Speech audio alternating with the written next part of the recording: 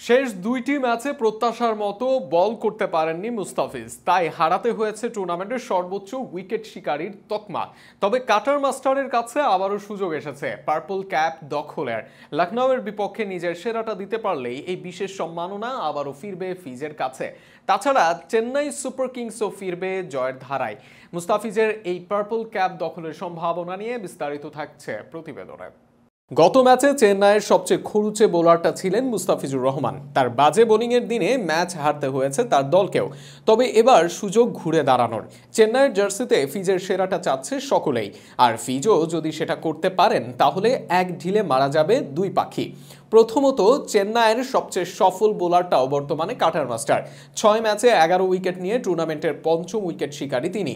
তাই তার ওপর অনেকখানি নির্ভর করছে চেন্নাই। তাই ফিজ যদি নিজের সেরাটা দিতে পারেন তাহলে চেন্নাইয়ের জেতার সম্ভাবনা সহজ হয়ে যাবে, তা নিশ্চিত। তার উপর খেলাটি হবে তাদের ঘরের মাঠে, যেই স্টেডিয়ামে এবার আইপিএল এ টাইগার পেসার অনবদ্য। এমনকি এখনো পর্যন্ত চেন্নাইয়ের এই মাঠে এবার যতগুলো ম্যাচ জিতেছে প্রতিটির নায়ক কি এই কাটার মাস্টার। পাশাপাশি এই ম্যাচে ভালো করতে পারলে মুস্তাফিজের সামনেও বড় সুযোগ অপেক্ষা করছে, কারণ 3টি উইকেট পেলেই উঠে পড়বেন আসরের সর্বোচ্চ উইকেট সংগ্রাহকের তালিকার শীর্ষে। ফলে আবারও পার্পল ক্যাপ নামক বিশেষ সম্মাননা ফিরবে তার দখলে। চলমান আইপিএলে এখনো পর্যন্ত 7 ম্যাচে 13 উইকেট নিয়ে সর্বোচ্চ উইকেট শিকারী ভারতীয় পেসার জসপ্রীত বুমরা। ওভার প্রতি তিনি রান দিয়েছেন 6-এর কম।